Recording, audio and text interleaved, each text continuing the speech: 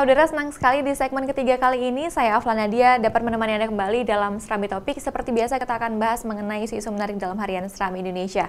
Dan sudah hadir bersama saya Bung Yarmen Dinamika, redaktur pelaksana harian Serambi Indonesia. Kita sapa terlebih dahulu. Selamat pagi Bung Yarmen. Selamat pagi Nana. Bung Yarmen, banyak sekali informasi tentunya yang masuk setiap harinya ke meja redaksi seperti itu sejak kemarin hingga tadi malam. Namun hari ini kita juga masih mengangkat running news dari kemarin di halaman pertama terkait dengan kondisi para korban tersambar petir, seperti itu. Bagaimana informasinya hari ini, Bung? Kita turunkan. Iya, sebagaimana kita laporkan kemarin, peristiwa tersambar petir itu di wilayah Kecamatan Dewantara, Aceh Utara.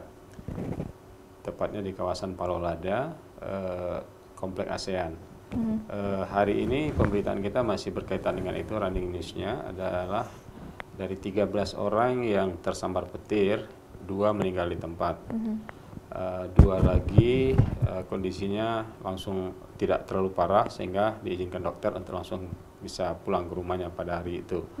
Sehingga tersisa saat ini 9 orang lagi dan itu masih dirawat.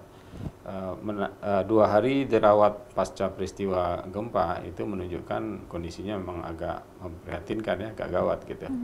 Belum ada tanda-tanda kapan mereka akan bisa kembali atau dipulangkan ke rumah, tapi dokter bilang dibanding kondisi hari pertama, kondisi hari kedua pasti lebih membaik.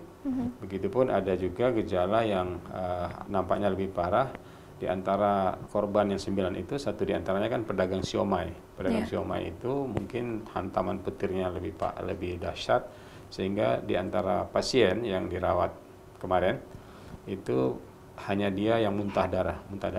Itu kan kalau udah muntah darah, pertanda kalau nggak paru-paru atau kerongkongannya mengalami pukulan hebat sehingga ada pembuluh darahnya yang pecah. Begitu muntah malah yang keluar tuh adalah darah. Gitu. Ya, itu kondisinya. Sudah adakah mungkin press konferensi mungkin dari pihak rumah sakit untuk menjelaskan lebih rinci seperti itu kepada pihak media terkait dengan kondisi para korban? Secara khusus tidak dibuat, mungkin karena kemarin hari Minggu, mungkin entah pimpinan tidak ada atau tidak cukup lengkap ketika konferensi pers. Tapi bagi kita tidak kita tunggu itu konferensi pers ya, yang kita pastikan bahwa wartawan kita proaktif untuk melakukan follow up. Itulah sebab kita dapat informasi update bahwa sampai tadi malam, maksudnya Minggu malam, kondisinya masih seperti itu. Ada 9 orang yang dirawat dengan kondisi yang memang butuh rawatan. Di antara 9 itu 1 yang tergolong parah, yakni yang tukang siomay, sampai muntah darah. Itu dia kondisinya. Baik, tentunya juga informasi ini bisa Anda baca secara lengkap dalam harian Serambi Indonesia. Dan informasi lainnya juga, Bu, yang cukup menarik hari ini terkait dengan pelantikan untuk Bupati Aceh Barat. Seperti apa kita turunkan hari ini beritanya? Iya, hari ini Senin adalah hari pelantikan Bupati Aceh Barat. Sebagaimana kita tahu yang terpilih itu adalah Pak Ramli MS. Beliau ini adalah mantan, sudah pernah menjabat bupati sebelumnya, tetapi kemudian pada periode berikutnya terkalahkan oleh duetnya Pak Tito, ya. Terus kemudian ternyata dia menang lagi gitu. Dia jalan cerita kemenangan itu seperti Pak Irwandi juga. Irwandi kan 10 tahun yang lalu di periode yang sama mungkin seperti itu. Iya, sama gitu. Jadi para mantan akhirnya berjaya lagi kan itu ceritanya. Skenario pelantikannya karena Melabu mungkin cukup dekat dari Banda Aceh, kita belum dapat kabar Pak Irwandi sudah naik pesawat ke sana apa tidak.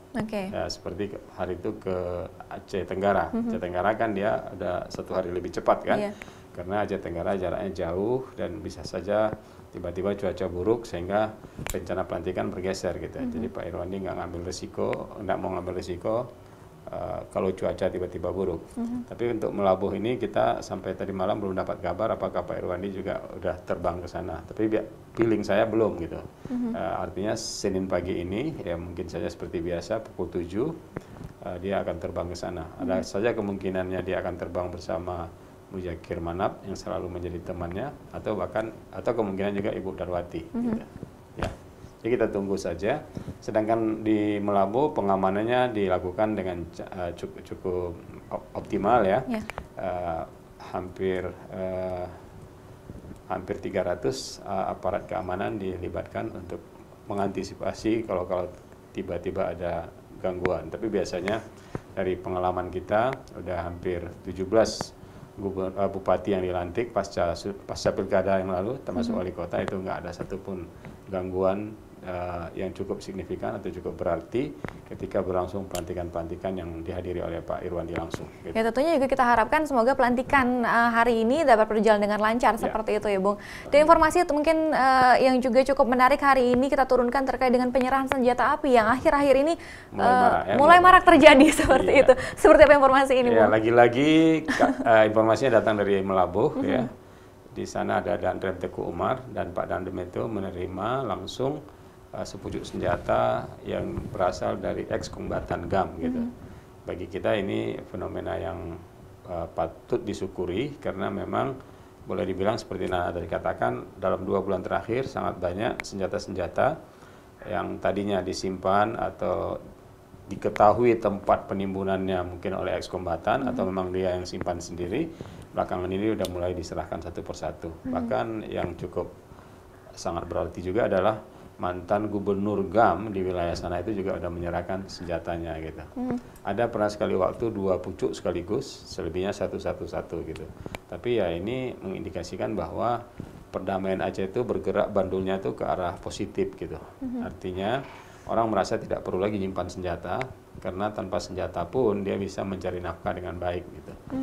Kemudian yang kedua, dia tidak perlu nyimpan senjata karena dia udah nggak perlu khawatir lagi dengan perdamaian ini tiba-tiba kolaps, kemudian konflik relapse lagi atau kambuh lagi kan itu mereka udah mulai ada keyakinan bahwa kita dari perspektif ex-kombatan mereka makin percaya bahwa perdamaian ini akan berjalan sebagaimana track yang seharusnya dan bersambung panjang lah untuk selamanya gitu, tidak berhenti pada usia 12 tahun, 13 atau bahkan 15 tahun, kira-kira seperti itu. Jadi itu indikasi selalu kalau orang tiba-tiba menyerahkan senjata, itu mengindikasikan dia makin percaya dan yakin akan perdamaian. Yang kedua, dia tidak perlu alat lagi dalam bentuk senjata ilegal untuk mencari nafkah gitu. Itu dia. Ya tentunya juga informasi ini secara lengkap bisa Anda baca secara rinci seperti itu dalam harian Serambi Indonesia dan juga secara online dalam www.tribunnews.com. Terima kasih Bung Yarmen untuk waktunya hari ini. Terima kasih Nana. Saudara, demikian perbincangan dalam Serambi Topik. Saya Afla Nadia, sampai jumpa.